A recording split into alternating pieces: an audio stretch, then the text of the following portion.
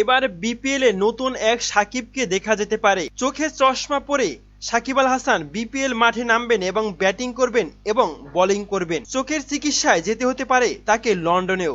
এমনকি বিপিএল শেষ হতে পারে তার 2024 সালে, আর হয়তো মাঠে নানামাও হতে পারে, এমনটাই জানাচ্ছেন বাংলাদেশ ক্রিকেট বোর্ড বিসিবির। সাকিব আল হাসান মানেই সবার আগ্রহের কেন্দ্রবিন্দু। তবে রবিবার রংপুর রাইডার্সের অনুশীলনে বড় এক চমক দিয়ে হাজির হন এই অলরাউন্ডার। চশমা পরিয়ে সে অংশগ্রহণ করেন অনুশীলনে। কিছুদিন আগেই জানিয়েছেন বিশ্বকাপ থেকে ভুগছিলেন চোখের সমস্যায়। বাংলাদেশের প্রিমিয়ার লিগ বিপিএল এ শুরু মাত্র কয়েকদিন বাকি। সাকিবের চশমা পরে অনুশীলন, তাই টুর্নামেন্টের প্রথম দিকে তার খেলা নিয়ে তৈরি হয়েছে সংশয়। চিকিৎসার জন্য রবিবারই চোখের ডাক্তারের শরণাপন্ন হয়েছেন সাকিব। রংপুর রাইডার্সের টিম ডিরেক্টর সানিয়ান তানিম জানিয়েছেন বাংলাদেশ আই হসপিটাল চোখের এনজিওগ্রাম করানো হয়েছে এই তারকার। এই রিপোর্টের উপর ভিত্তি করে প্রয়োজনে লন্ডন যাওয়া লাগতে পারে সাকিবের। সেক্ষেত্রে 19 জানুয়ারি থেকে শুরু হওয়া বিপিএল এর কিছু ম্যাচ মিসের সম্ভাবনা থাকতে পারে তার।